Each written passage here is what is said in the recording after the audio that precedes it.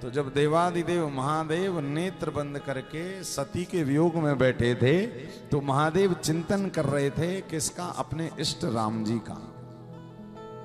अंतः कर, क्योंकि जब वैराग्य आ जाता है, जब जीवन में देखिए सती का वियोग मतलब बाबा के लिए यूं समझो कि अब सती चली गई तो कुछ बचा ही नहीं।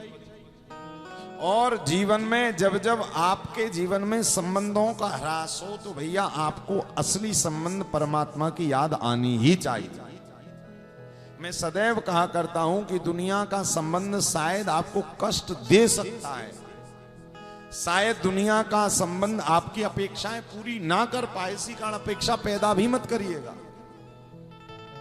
हाँ, किंतु यदि आपने संबंध महादेव से बनाया है तो मैं व्यासपीठ से निश्चित कहता हूं कि ये वाला संबंध कभी टूटने वाला नहीं है और सदैव आपको प्रसन्न ही करेगा जीवन में जब जब आप इनसे संबंध बनाए।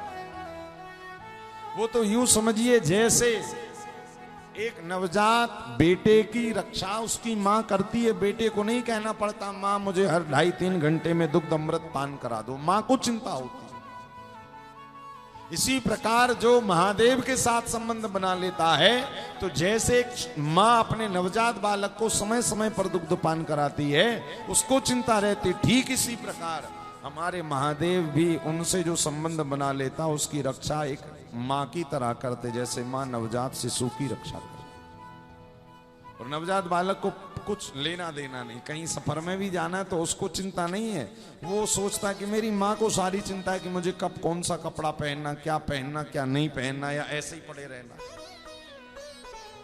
ये होती शरणागति, ये होता है संबंध। इसी कारण भैया संबंध जोड़िए जीवन में। हमने देखा लोगों का बहुत लोगों की आदत होती है कि खूब सारे संबंध बनाना, ये हमारे वो हैं, वो हमारे ये हैं, दूर के ये लगते हैं। क्या होगा? जितना ज्यादा संबंध बनाओगे और जब निभ नहीं पाएगा ना तो फिर वही लोग कहेंगे बताओ उन्होंने हमें छोड़ दिया। इसी कारण ज्यादा चक्कर में मत पड़ा करो। ये सब आप लोग ना जीवन में भार ढोने का काम करते हो। तो आप कहोगे महाराज क्या करें, सबको छोड़ दे? सबको मत छोड़ो, हाँ जो जरूरी है, लेकिन जबरदस्ती जाकर अरे तुम्हें पता नहीं हम तुम्हारे वो लगते हैं। सूरदास जी ने कहा प्रभु एक लकड़ी हमारे जीवन के लिए सहारा होती है और उसी अंधे व्यक्ति को यदि 10-12 लकड़ियां पकड़ा दी जाए तो उसके लिए बोझा बन जाता है। तो बताओ सहारे के साथ चलना चाहते हो या बोझे के साथ? और ये जितने भी संबंध है जीवन के सब बोझ ही तो है, ढो रहे हो। हाँ, ज्यादा चक्कर में नहीं पड़ना। जो आपका कर्तव्य है घर परिवार बच्चों के लिए वो करके फिर उसके बाद में ज्यादा पढ़ोगे तो फिर भजन कर नहीं पाओगे। अब बहुत सारे लोग कथाओं में इसी कारण नहीं आ पाते हैं कि महाराज हमारे यहाँ पर तो उसके इसके बहन के लड़के की शादी है, तो हम कैसे जाएंगे? क्यों? क्योंकि तुम्हें लगता वो वाला संबंध असली, कथा वाला संबंध नकली नहीं है। आप एक बार इनके लिए सब छोड़ कर देखिए, फिर देखेंगे आप वही संबंधी जिनके विवाह में आप नहीं भी जा रहे हो, आप दूर हो तो भी आपके पीछे लगे रहेंगे। ये भगवान के संबंध का चमत्कार है। जो लोग कहते हैं भैया भगवान में लगे रहेंगे तो सब छूट जाएगा, कुछ नहीं छूटता किसी का। मैं सदैव कहा करता हूं जो छूटना होगा वो तो भगवान छुड़वा ही देंगे। और जो साथ में, इसी कारण कहते हैं ना, कथा कभी ये नहीं कहती कि ये छोड़ दो, ये त्याग कर दो, ऐसा मत करो वैसा मत करो, नहीं। कथा कहती है तुम केवल भगवान के चरण पकड़ लो, जो छूटना होगा वो छूट जाएगा, जो रहना होगा वो रहेगा।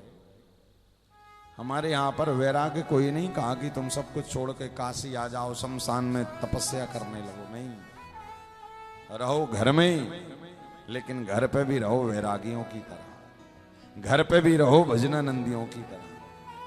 क्या?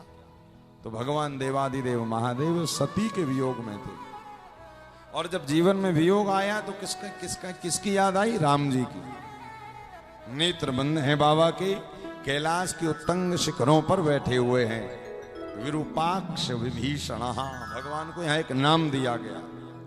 क्या कहा गया है? कपालधारी सर्पोघ्री सर्वगात्रे स्थिता विरूपाक्षो विभीषणः अव्यक्त जन्म सततम ग्रहा। हे विरूपाक्ष, हे विष पीने वाले महादेव, आज नेत्र बंद करके किसका चिंतन कर रहे हैं?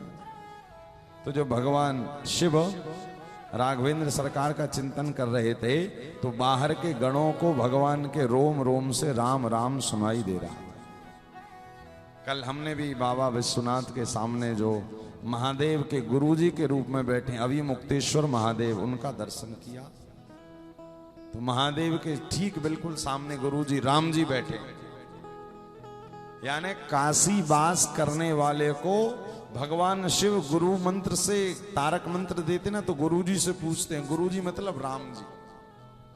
और बताओ, आपने कहीं नहीं सुना होगा कि राम जी शिवलिंग के रूप में है, किंतु काशी की भूमि पर भोले बाबा ने राम जी को भी शिवलिंग रूप में बनाकर बैठे। बोले प्रभु आप भी लिंगात्मक रूप में हमारे सामने रहिए। क्यों? क्योंकि राम जी तारक मंत्र देने के बाद बाबा की ड्यूटी लगा दी काशी में कि आप यहीं पर सबके कानों में तारक मंत्र देना, हम जा रहे हैं साकेत। कहा प्रभु आप बैठोगे साकेत में और हमें छोड़कर जा रहे हो, यहाँ हम भी नहीं रहेंगे काशी में, हम भी आपके साथ साकेत चल रहे हैं। कहा तो फिर हम क्या करें? बोले आप जब तक हमारे सामने नहीं बैठोगे तब तक हम यहाँ किसी को तारक मंत्र नहीं दे पाएंगे। तो गुरु जी को सामने बैठाला और लिखा है जब जब भोले बाबा किसी के कान में तारक मंत्र देते हैं तो बार बार गुरु जी से पूछते हैं दे दें इसको? राम जी कहते हैं हाँ भैया दे दो दे दो दे दो।